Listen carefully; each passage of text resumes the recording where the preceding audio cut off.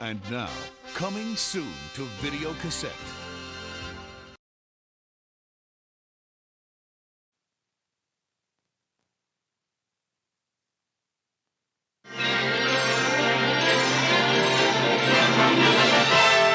Here are some exciting coming attractions from Paramount. If there are no UFOs, if ghosts really don't exist, if angels are only a myth, then how do you explain the traces? How do you explain the sounds? And most of all, how do you explain the sightings? Beyond imagination lies the truth.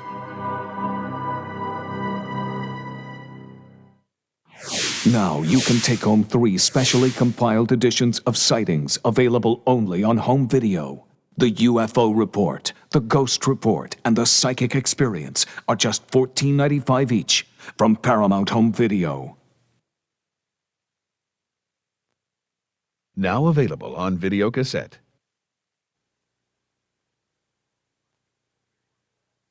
Sirius 4, you are cleared for deorbit. Copy, traffic control. Sirius 4, ready for pre-ignition. Prepare for a journey to the outer limits of human understanding. Travel at the speed of imagination itself. Venture into realms of unimagined vastness, cosmic mystery, and stunning natural beauty. Guided by your host, Patrick Stewart. Come with us, then. All aboard the spacecraft of the imagination. It's time to embark on a journey from here to infinity, the ultimate voyage. From your starting point at a space station orbiting the Earth, you'll engage engines and accelerate into the adventure of a lifetime. Your trajectory will take you through the solar system to the nearest stars, to the edge of the Milky Way. Plunging into the swirling vortex of a massive black hole, you will make your way to the very edge of the universe and beyond. Powered by a stunning digital stereo soundtrack, From Here to Infinity is a uniquely produced tour of the wonders of space for adventure lovers of all ages, all brought to life by Patrick Stewart. From Here to Infinity, the ultimate voyage, priced at only $14.95, on video now from Paramount Home Video. Now available on video cassette.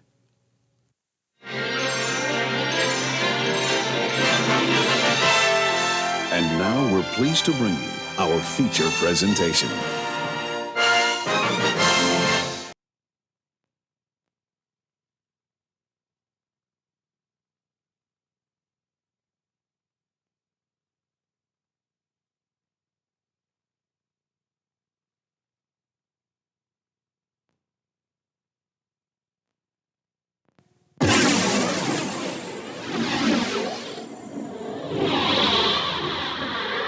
On this special home video edition of Sightings, haunting visions of a strange world between this one and the next. And it came in, it kind of did a little thing in the group, and then it was gone. It was the most extraordinary thing we've ever come across. Sounds that seem to speak from beyond the grave. He's trying to give us a message. Please tell me who is here. From 500-year-old Stirling Castle to an unassuming house in America's heartland, there are bizarre tales being told. My baby is standing straddling my neck and it's got a butcher knife shoved down my throat. Does science have an answer for these fleeting glimpses of a life after death? There's something still left that needs explaining, which science at the moment doesn't seem to want to look at. Follow a psychic on his incredible journey inside Alcatraz. What Joseph is telling me is that he's been shot. Suicide, unfinished business, lives replaying like an old movie on the fabric of time. Learn what it means to feel the real-life horror of the ghost experience. Hello, I'm Tim White. Do you believe in ghosts? Don't answer until you watch this special ghost report from Sightings.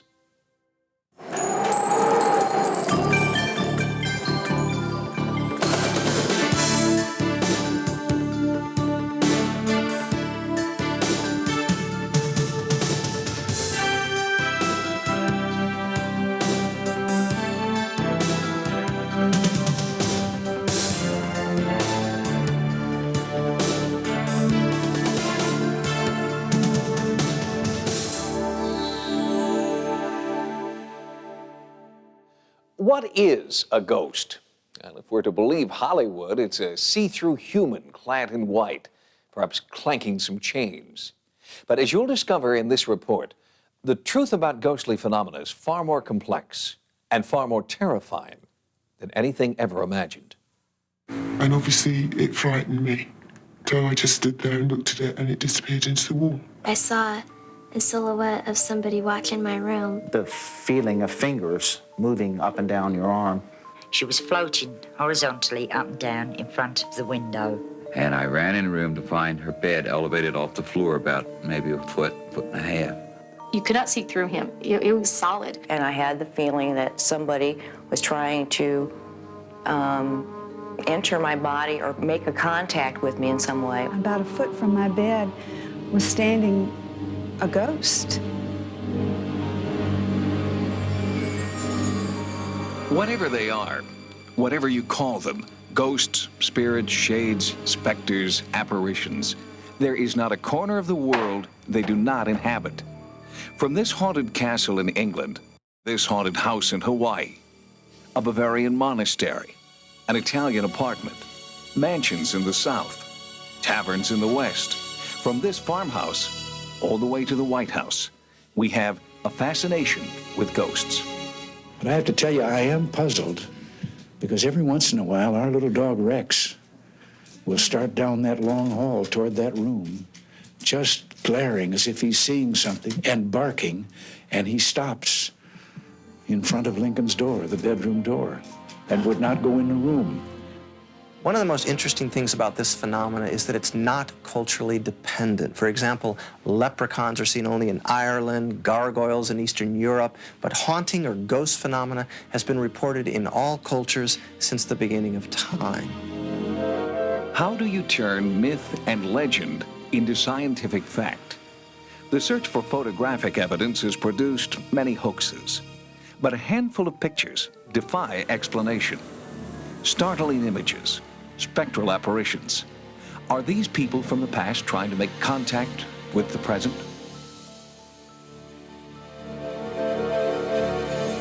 There's a lot of fraud in this. There's a lot of imagination. There's a lot of wishful thinking. But when you strip that all out, there's about 20% hardcore stuff that is exceedingly difficult to explain. Within that 20%, haunted Longleat Castle in England. In 1965, a film crew in search of a ghost set up an infrared movie camera. After hundreds of hours of filming, they captured this extremely rare moment, a light emerging from one door and disappearing into another. All the lighting conditions were controlled. The windows were blacked out. There was no possibility of moonlight or car headlights or anything coming through. When we saw the stuff later, there was this shaft of light, which is, to me, is completely unexplainable. And indeed, this paranormal phenomenon has remained unexplained for 35 years. This New Orleans mansion's haunted history is chronicled in diaries written over 100 years ago. The family that originally lived here buried their dead infant in the wall of the nursery. The ghost of that baby's nanny is said to haunt the house to this day, a benevolent spirit watching over the people who live here now. I've had dinner parties, and she'd walk through the room. Everybody at the dinner table would see her. She just ignores you. She just walks through as though no one's there. She never looks at you. Nothing, she just walks through. But there's a darker side to the hauntings here. Other ghosts who the residents say are not kind but malevolent. 2 family dogs, a male and a female, have been recent victims. The female jumped out of the second floor window to the ground below, and the male was dead in the solarium. No marks or anything else. He was just dead. But there was obvious signs of them trying to get out. They had clawed their way halfway through a wooden door. Something had frightened them to that point of mass hysteria. When the apparition resembles somebody who used to live in the house, it seems to be evidence of survival.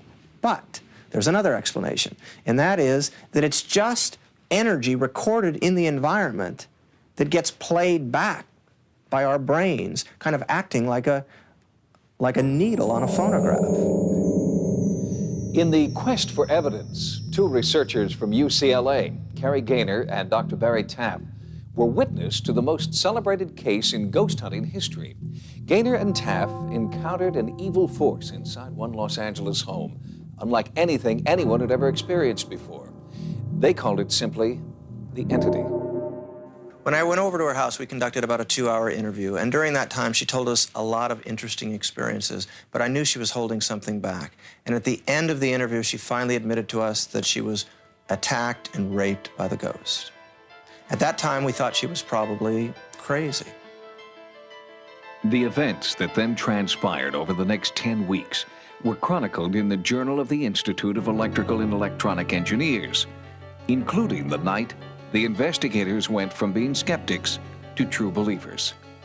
The lady screamed out, "It's in my bedroom." We ran in there. She shouted out, "It's over in the corner." We fired our Polaroid camera in the direction that she said. We didn't see anything, but the picture came out bleached out white completely. She shouted out again, "It's in the corner." Again, we fired our camera, and it was bleached out completely. At that point, I thought the camera was just malfunctioning. I waited till she said it was gone, and I took 2 control pictures. Those pictures are perfectly normal pictures. The only difference, she said it was in the corner in the first ones, and in these, she said it was gone. A few moments later, we felt a cold breeze of air coming through the door, accompanied by a horrible stench, a stench so foul, some people were vomiting. We fired the camera in the direction that that breeze was flowing towards us, and again, the picture was bleached out completely, except at the bottom of the doorway, you can see a little round ball of light. A few minutes later, she screamed out, "It's right in front of my face." We fired the camera, and the face was completely obliterated. As you can see the curtains behind her, you can see her dress. She shouted out again, "It's right in front of my face." Again, the face is completely obliterated. Now, those were her exact words, "It's right in front of my face." Once again, I wanted a control picture. I waited till she said it was gone, and I took the final picture. And this is a perfect, normal picture. It's just dark because we didn't adjust the setting. There's a scratch on it, which we put on it when we tried to clean it a little bit. But otherwise, it's a normal picture. The only difference between these two, in one, she said it was in front of my face. In the other one, she said it was gone. Even with these pictures, Gaynor still had trouble convincing his colleagues at UCLA that he was onto something significant. Initially, they would say, "Well, you're hallucinating." So then I would look at them and say, "Well, we've got 20 witnesses." And they would say, "Well, then it's obviously mass hallucination." Gaynor returned to the house several times, bringing more researchers with him each time, and the eerie phenomena became even more pronounced.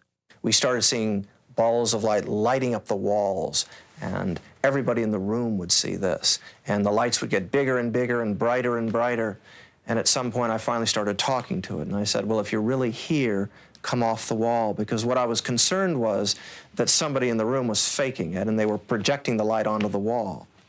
Well, when I asked that question, the light lifted off the wall, floated into the middle of our room, started spinning and twisting and expanding in different directions simultaneously. It had full parallax. We could see it from all sides, and I had 9 professional photographers set up in the room that were shooting it from all sides. The lights came in, it was like, it almost come in like in a state of anger. It almost came in, all right, here I am, this is me. And it came in, it kind of did a little thing in the group, and then it was gone. It was the most extraordinary thing we've ever come across. It happened over and over again. We experienced a plethora of phenomena during that investigation. The part that interested me the most was the fact that what we saw, we were able to get on film. The photographers at that session had only limited success capturing the entity on film, with one notable exception. What we see here are reverse arcs of light. One arc goes right here, another arc goes right here. Now, the reason this picture is so important to us is that the arc on the wall, if it were really on the wall, would be bent, because those 2 walls there are perpendicular. It's not bent, which means the arc is floating in space. The significance of that for us as researchers is, of course, that means it's dimensional and very, very difficult to fake. This was not somebody with a flashlight shining it on a wall. That light is in empty space.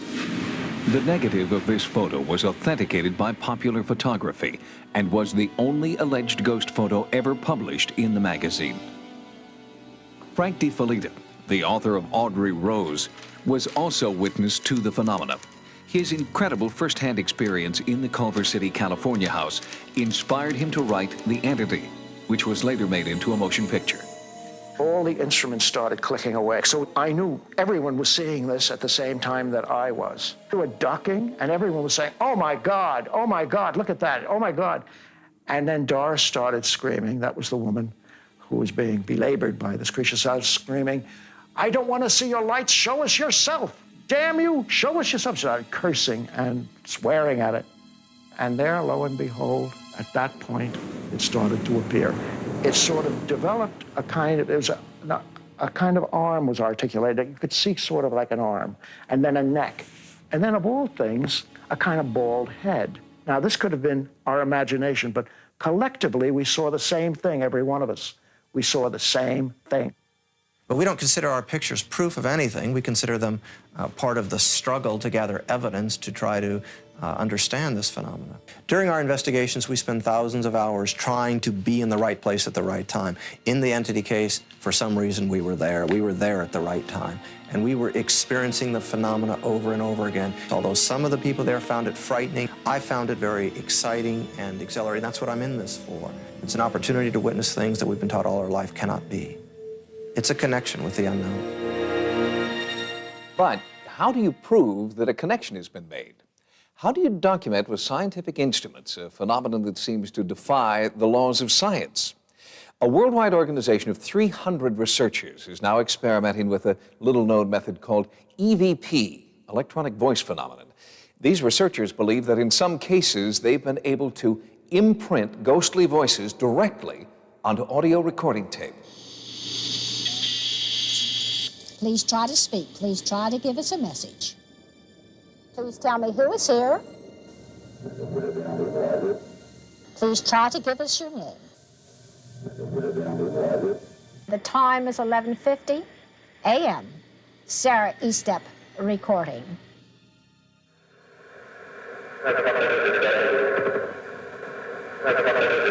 Sarah Estep is the founder of the American Association of Electronic Voice Phenomena. She considers herself a modern medium, attempting to capture the voices of the dead on audio tape. The microphones are yours.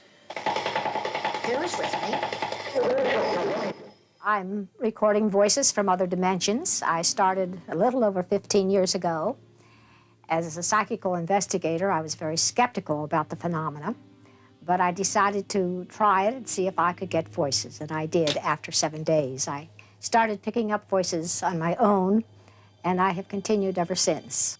EVP recorders worldwide conform to exacting standards to eliminate the possibility that their machines are simply picking up ambient sound or radio signals, and only new, commercially packaged tape is used.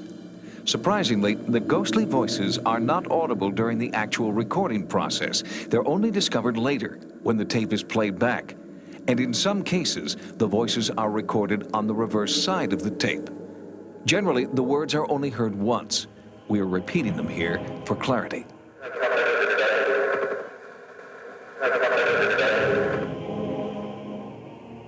The voices are often recorded at places that are reputed to be haunted. The Westminster Church and Burying Ground in Baltimore is one of the oldest in America. Many of the graves here date back to the 1700s. Edgar Allan Poe is buried here, alongside his young wife, Virginia. Beneath the church, catacombs reach deep into the earth. According to parish records, many of the people entombed here met a violent death. Legend has it the place is haunted. When Sarah Estep came to the catacombs, she recorded these voices.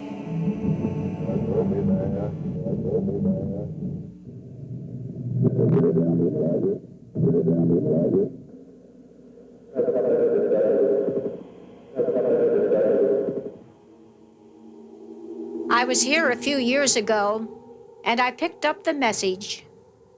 We leave the soul right down here. We'd like to speak. We'd like to hear from you. Any message for us?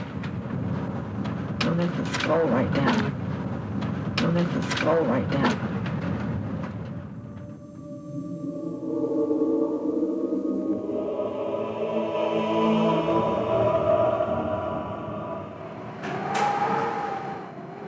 Point Lookout Light stands on an open promontory on the western shore of the Chesapeake Bay. Many instances of paranormal phenomena have been reported in this desolate place, events that may reflect the area's tragic past. During the Civil War, 50,000 Confederate prisoners captured at Gettysburg were held here. Forced to endure freezing cold, disease, and starvation, thousands died and were buried in mass graves near the lighthouse. The prisoners were brought here largely by steamboats and were made to walk along the sandy beach up to Fort Lincoln, where they were then turned inland and marched to the prison pen. Over 50,000 Confederate prisoners made this march, and for over 4,000 of them, it was the last march they made since they died prisoners of war. This has to be one of the places that I've investigated that it's just the whole area is just full of activity. It's not just localized to one building or one spot on the grounds. It includes the whole area. I've never come in contact with anything like that before. The phenomena at Point Lookout seem to follow one of the classic patterns of a haunting. Some ghost researchers suggest that highly charged emotions from the past may actually become imprinted on the environment. And in fact, many people have reported seeing apparitions in uniform, recalling Point Lookout's tragic Civil War history. When I was driving, I saw a figure of a man dressed in long pants and a gray coat run across the road behind me.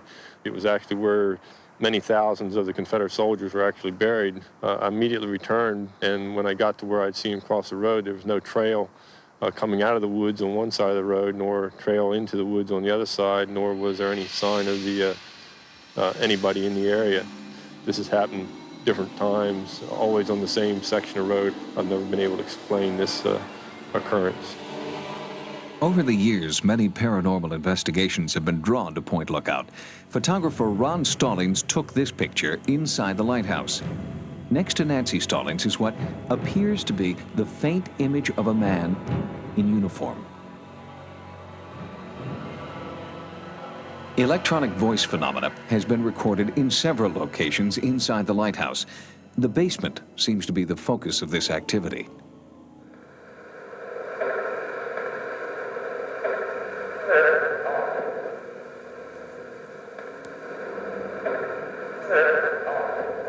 Some scientists believe EVP may be caused by the researchers themselves imprinting on the tape through psychokinesis, or as the result of electronic interference. But there is one aspect of EVP that defies explanation: when the recorder asks a specific question and gets a direct answer. Here in the basement of the lighthouse, I recorded the clear voice of a young boy that said, "I was seeing the war." Were you a soldier here? I was seeing the war. I was seeing the war.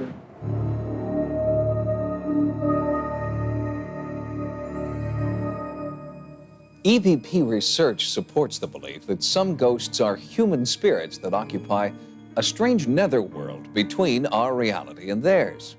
Investigators believe that somewhere between these two worlds there is a door through which spirits enter our world, and, if we could find it, a way into theirs. At Manresa Castle in Port Townsend, Washington, visitors are looking for that way in. It's not unusual for Seattle-based photographer Steve Holderman to bring his cameras here to the Manresa Castle in historic Port Townsend, Washington. The castle is over 100 years old, but Steve doesn't come here for the architecture. We came to the castle today to try to capture ghosts. We wanted to see images on film that we can't explain. A paranormal agenda is quite common for the guests at the Manresa. People come from all over the country because they believe the third-floor castle turret is an energy vortex that allows spirits to travel between dimensions.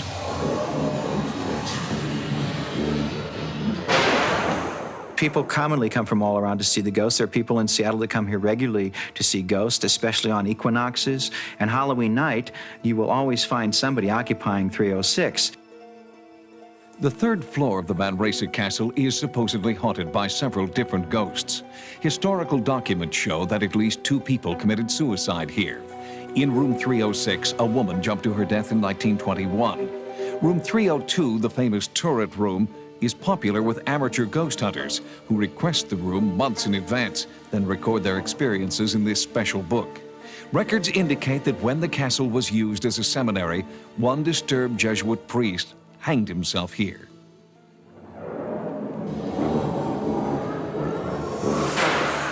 If suicide is somehow a bridge to the paranormal dimension, then that would explain the frightening apparitions with which hotel guests and employees report having come face to face. People are often introduced to the castle by newspaper accounts or from former guests. Rod Freeman and Sue Johnston come here regularly with their teenage sons and their friends. They all claim to communicate with spirits through their Ouija board. Definitely the darkest feeling that comes out is this Jesuit priest. We decided to ask him for page numbers in the Bible because that's easy to get through the Ouija board. There's a row of numbers there. Sure enough, he revealed to us a page number. And it's something that went along with the idea that he was perhaps evil or perverted in his life, and this is what brought him to the point of suicide. And we found a passage here in Psalm 101. A perverse nature shall be absent from me. I will not entertain. Evil, I will silence him who secretly slanders his neighbor. I will not tolerate one who is conceited and arrogant. So perhaps he's trying to tell us something about himself. People want to be scared. People want to be scared. That's why we're here. That's why we come, to experience what others have written about in these diaries that are in the rooms. The forlorn ghost of Kate is by far the most common sighting reported at the castle. Although Kate lost her life in room 306, she's often reported lingering in the turret room. With so much haunting activity in such a concentrated area, sightings arranged for psychic Rhonda Griffin to come here. Psychics claim to be able to tune in to a ghost's paranormal channel. Rhonda has a history of investigating hauntings and asked to be told nothing about the history of the castle. As a professional psychic, Rhonda allows us to see publicly how other guests have reported feeling privately. Here, I can feel something right here. It comes right up the back of my neck. Someone's crying. Someone's crying here. Someone's waiting here.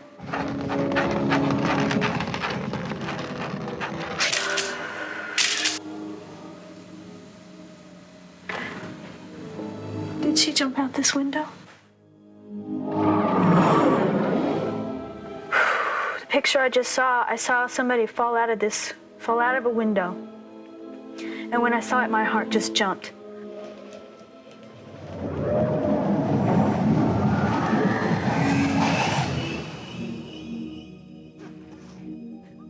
Rhonda claimed to be tapping into another dimension. With great emotion, she was able to articulate the tremendous pain and suffering she felt reliving Kate's suicide. Rhonda was describing in great detail shocking events that other guests had only reported seeing briefly. The psychic energy Rhonda was experiencing led her down the hallway to the turret room. I'm feeling an energy vortex coming right down through the center of this. Now, a lot of times the way things are built, they'll help to amplify particular energies. Now, most places are built on what's called ley lines, okay? And it's a concentration of energy. Where these ley lines cross is where energy vortexes are created. Rhonda felt that the energy vortex was at its strongest in the castle's attic. Then she began to sense the period when the Manresa was a seminary. It feels like right about here, and I'm like walking through like a time warp, and it feels like I'm going back to another time that this place was very different. The structure was very different. It was used, it didn't have a family.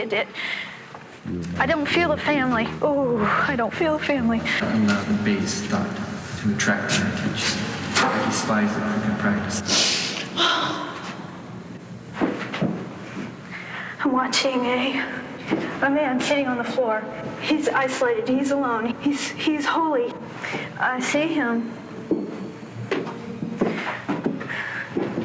He's almost like,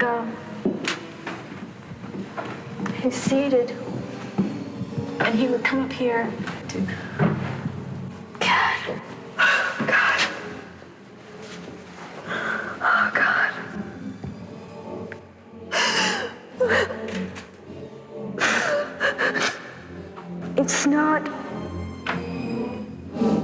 It's not rage, it's despair. It's a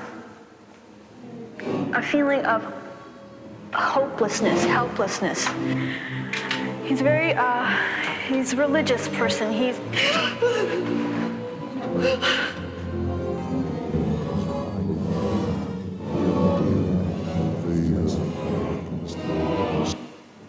I see a body swinging. I see a body swinging from a rope. More messages came from the Jesuit priest through Rhonda. They were the very same page numbers for the Psalms that Sue Johnston reported finding on the Ouija board weeks before. 103. Bless the Lord, O my soul, and all that is within me. Bless his holy name. Bless the Lord, O my soul, and forget not all his benefits. Who forgives all your iniquities, who heals all your diseases, who redeems your life from the grave, who crowns you with loving kindness and You watch someone do this, and you have to think in the back of your mind, well, this could be some kind of a put-on type of deal. But then she came up with a couple things tonight that were unexplainable. And how'd she come up with the page number in the Bible? I can't explain that. No one else can either. It just happened. After taking over 1,000 photographs at the castle, Steve processed the film in his Seattle studio. Using 5 different types of black and white and 3 kinds of high-speed color film, he discovered something he can't explain. This was taken on the same camera, the same film stock. This is just the first frame, this is the second frame. And as you can see right here, there's a weird little bit of density on the film, and I've looked on it with a loop, and I can't tell what it is. And on this one, you can't see it. I just can't explain why this is like it is. Some experts claim that this optical phenomenon is typical of other ghost photographs. The castle seems to touch everyone who travels here with an open mind. Is there an energy vortex at work? Believers insist that a trip to Manresa Castle, especially during a full moon, is like taking a cruise to another dimension.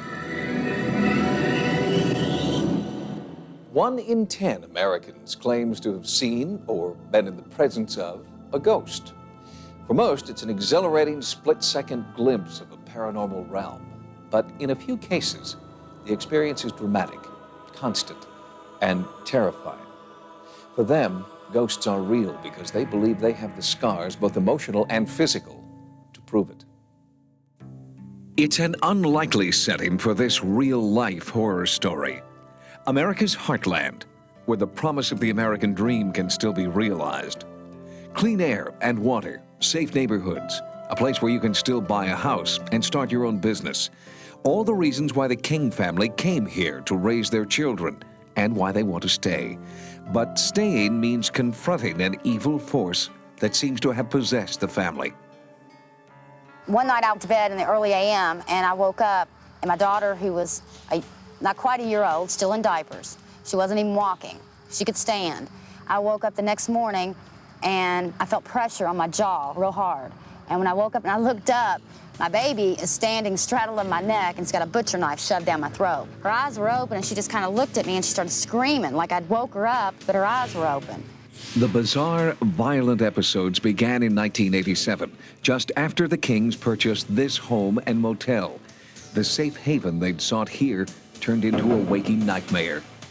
We could hear pounding in the walls, screaming, we heard chanting, we heard singing. Objects started flying across the room. I'd wake up with bruises where it looked like somebody just beat me really bad, and bite marks. When the Kings first came here and saw the home and the attached motel, it was love at first sight. But in retrospect, the Kings believed there were warning signs.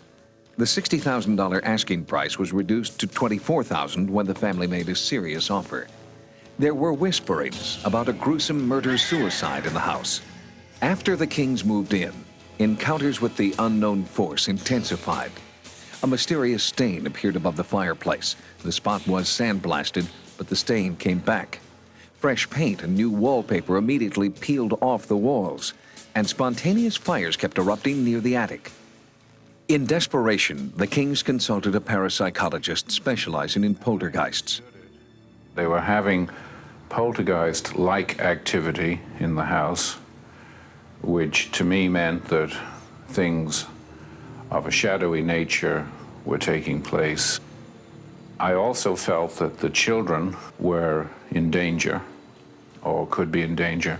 I recommended strongly that they not be brought back into the house until the place was cleared. But with their life savings in the house, the Kings were trapped.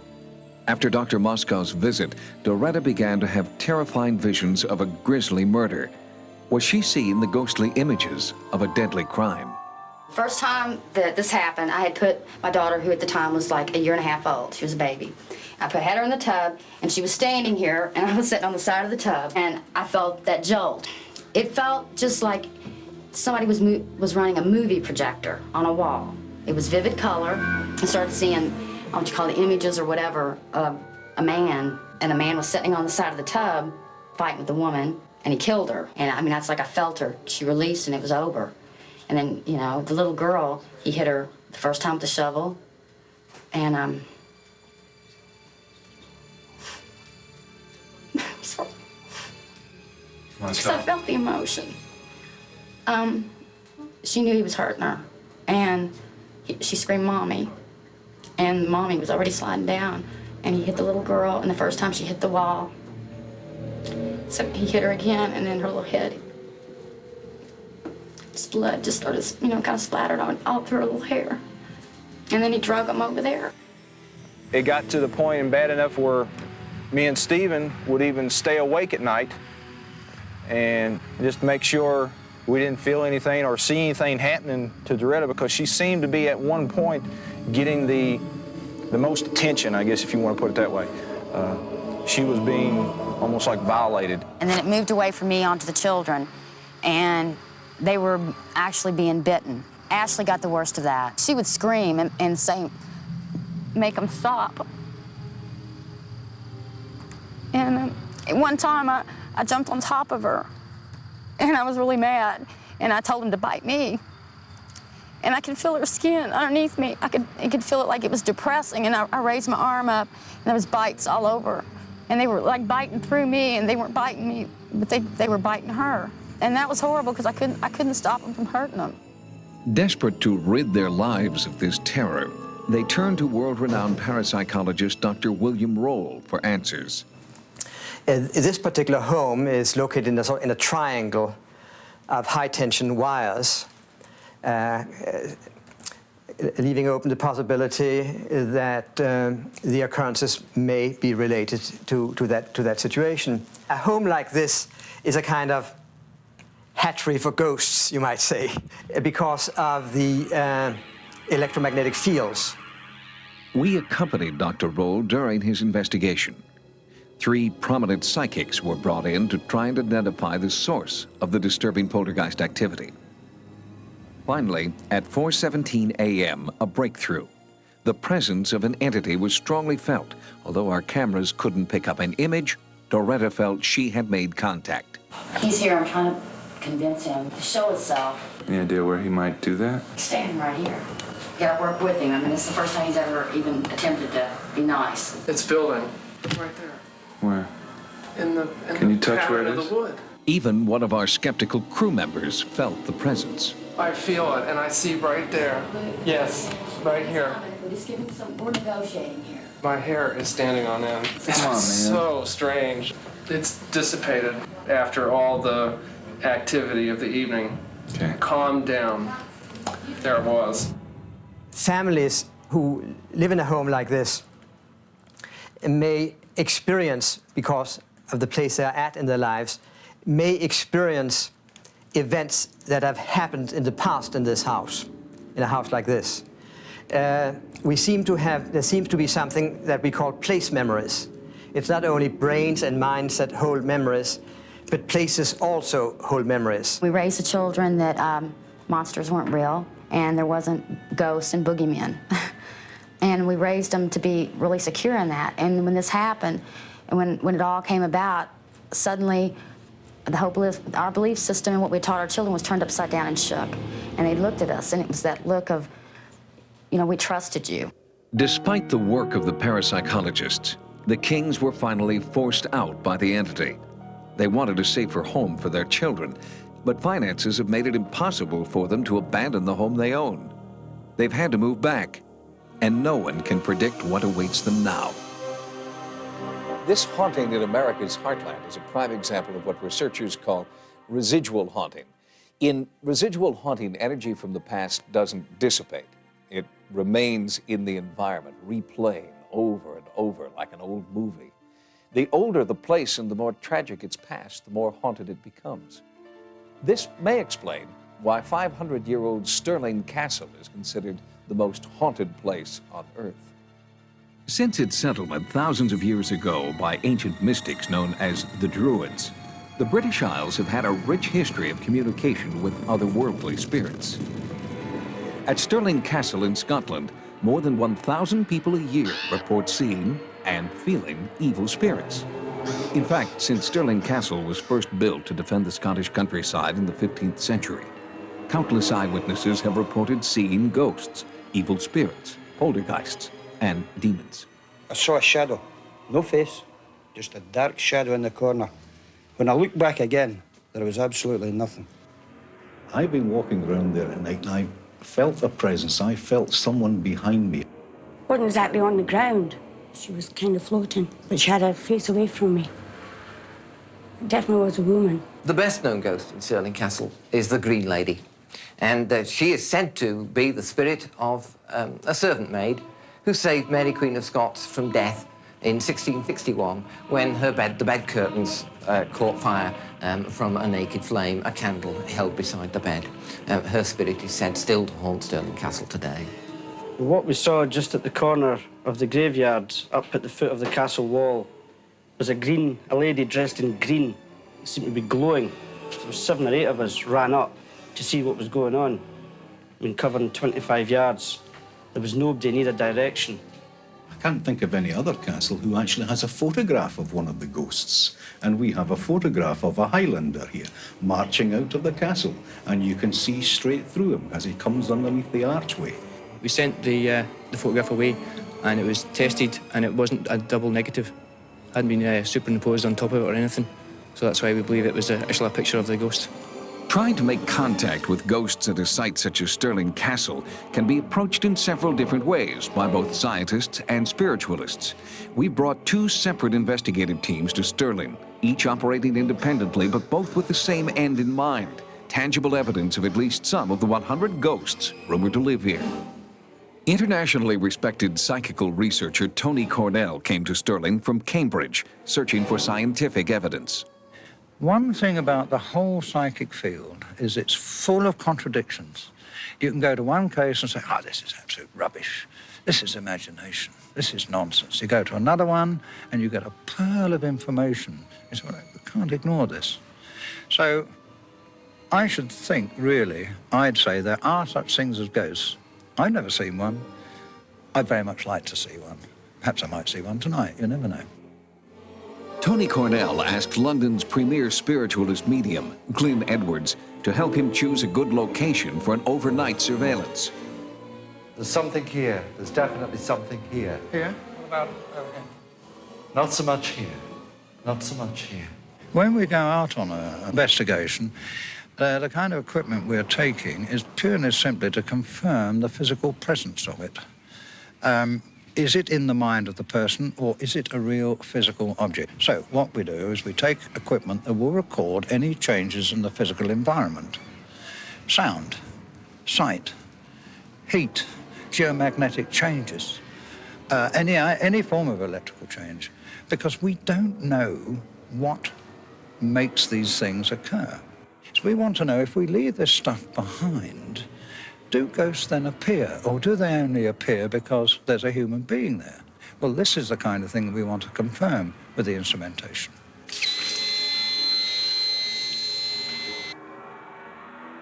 Cornell set up an infrared camera and a standard video camera to be left on all night. The next day, the video revealed nothing extraordinary, but the audio portion was startling.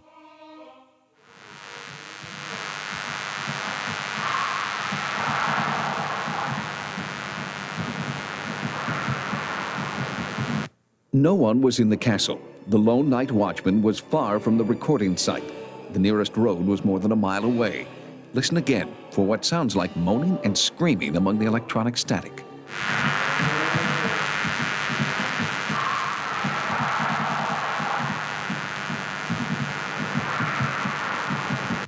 Could these be the ghostly voices of Stirling Castle's tortured dead?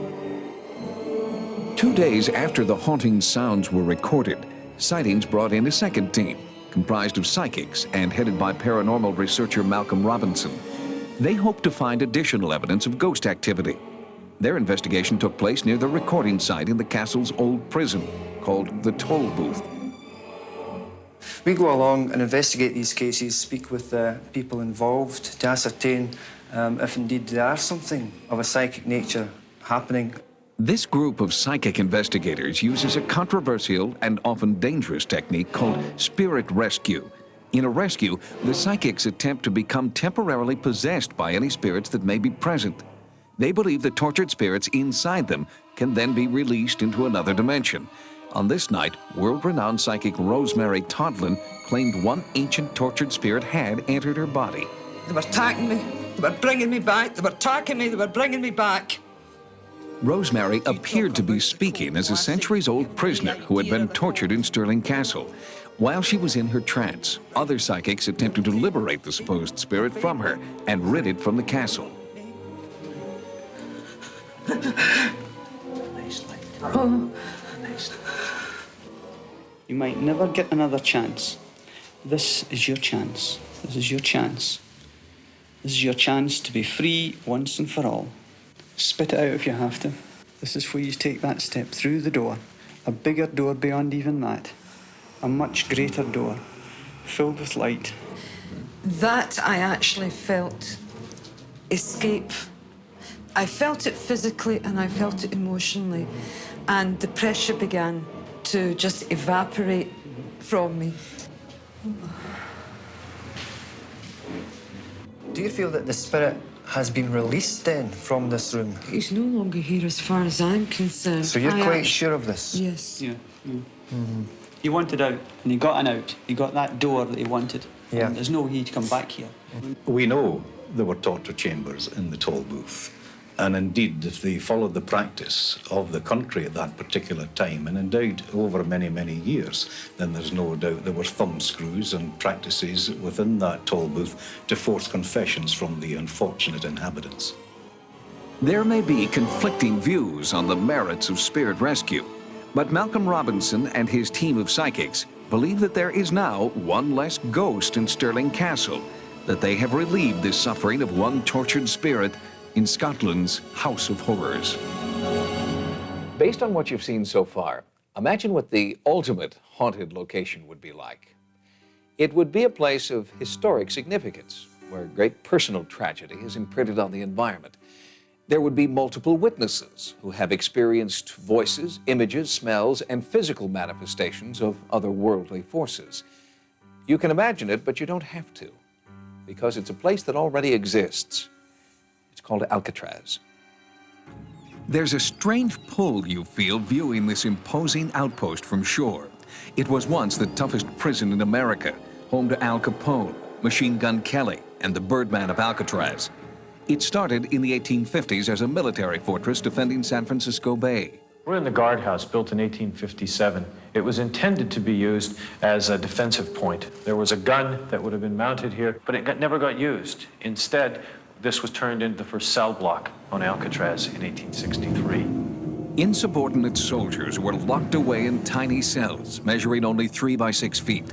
They were beaten, chained to the walls, and forced to endure hard labor on the rock. Alcatraz boomed, and by 1909, the cell house that dominates the top of the island had been built for the incarceration of military prisoners. Alcatraz remained a barbaric military prison until the 1930s, when social upheaval reached a peak and mobsters ruled the big city streets. The Justice Department requested that the military surrender the island, and Alcatraz was transformed into a maximum security prison, the last stop for America's most hardened criminals. The monsters of society were stored here until 1963, when the prison closed. Alcatraz was opened to the public in 1973 and attracts 4,000 tourists a day. There are reports that Alcatraz is haunted. Could the pain and suffering endured by prisoners at Alcatraz still exist today in the form of ghosts? I think it's a natural idea that when you come onto the island, you're going to be experiencing something a little special, you know, a little extra. Sounds of a cell door closing, somebody appearing and then disappearing. Those type of things would really send chills up your spine. Ray Polo, a former Park Service ranger on the island, claims many ghostly encounters have occurred. But for the past 19 years, the Park Service has refused to talk about reports that Alcatraz is haunted. Official policy about ghosts on Alcatraz is we would say that, in effect, well, maybe things had happened, maybe they didn't. It's just something that it wasn't officially sanctioned. Are there ghosts on Alcatraz? We asked nationally renowned psychic investigator Peter James to spend a night on the rock. I walked with Peter as he tried to communicate with what he calls entities inside Alcatraz. As we walked through the cell blocks, Peter began to hear what he felt were the voices of tortured spirits. Alcatraz was a place that drove men mad. Military prison. They're in pain, and I'm in pain, and there's blood here. They couldn't break out of the prison.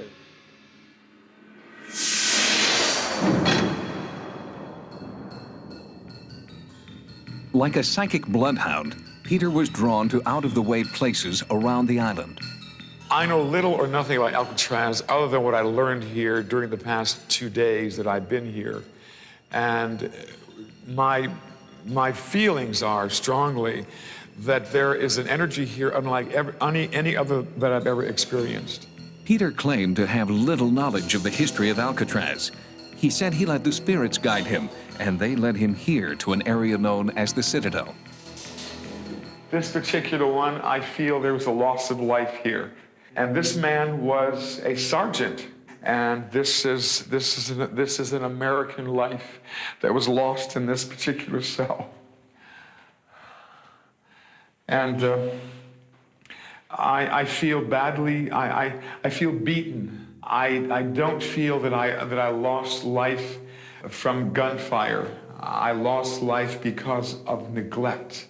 I was neglected. I am responding to, there's a definite sense here that I'm hungry, I'm thirsty.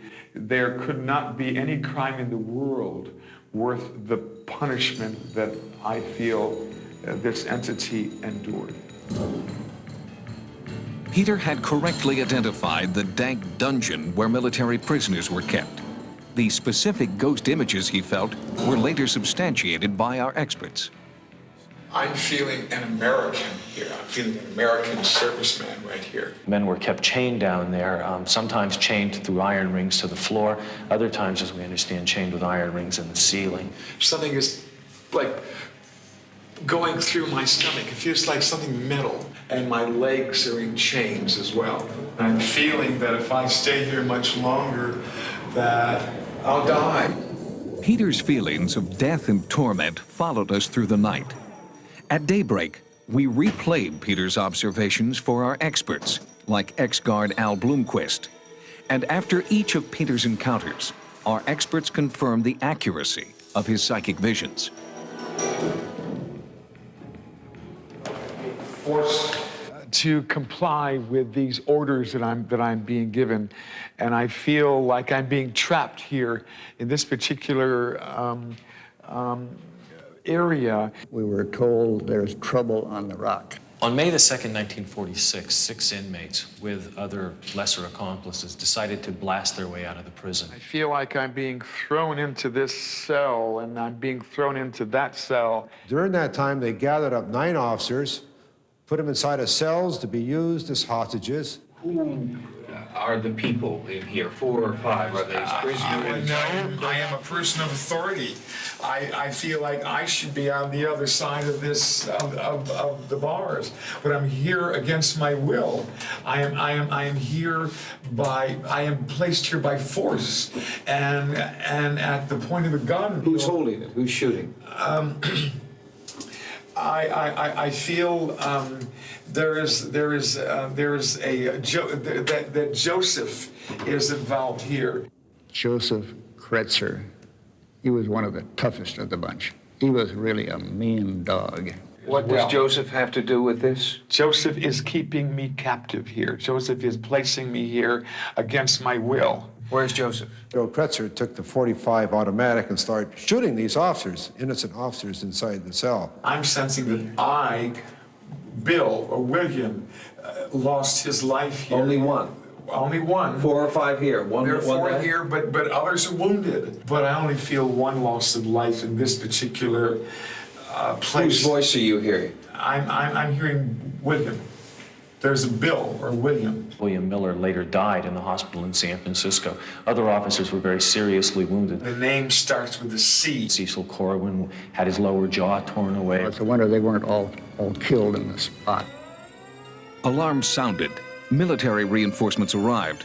The inmates fled to a utility corridor in C Block. 46 years later, Peter James led our cameras to the same, now dark, corridor. Peter, you've sensed a lot in there. Yes. Why don't you we have an infrared lens on the camera. Why don't you go in there with the camera and see what you can do? I would like that. I would like that. Joseph, I'm coming through. Marty, Mark. Give me a better verification of a name. Marvin, is that Marvin? Marvin Hubbard died in the utility corridor of C Block. There's I am responding to a sensation here, and I feel like I'm losing consciousness.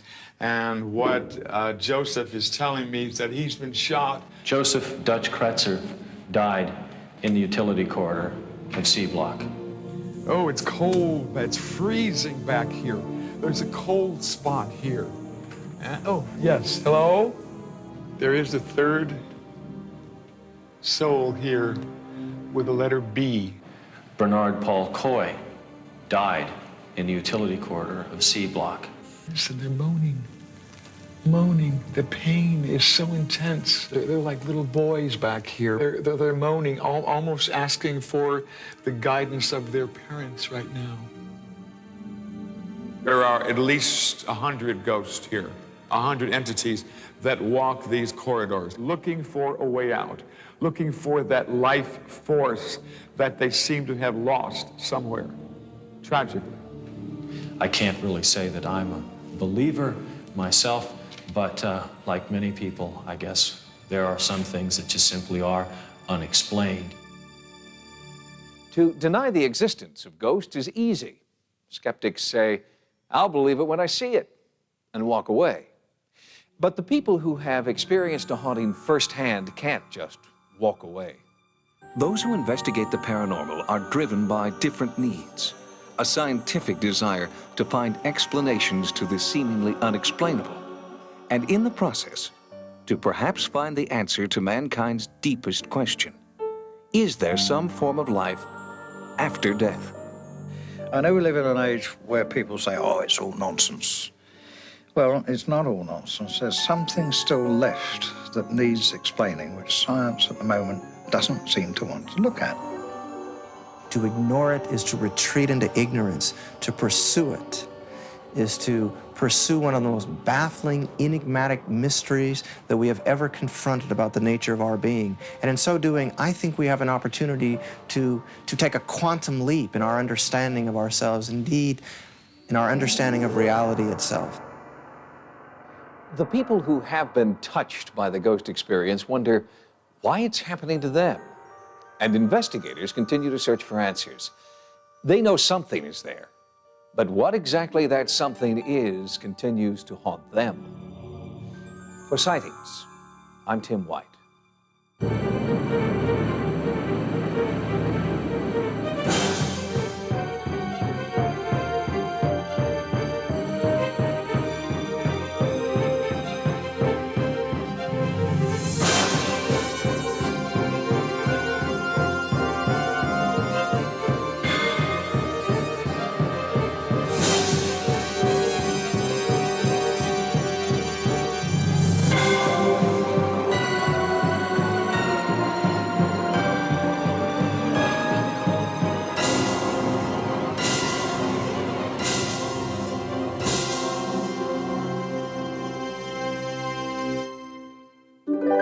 you.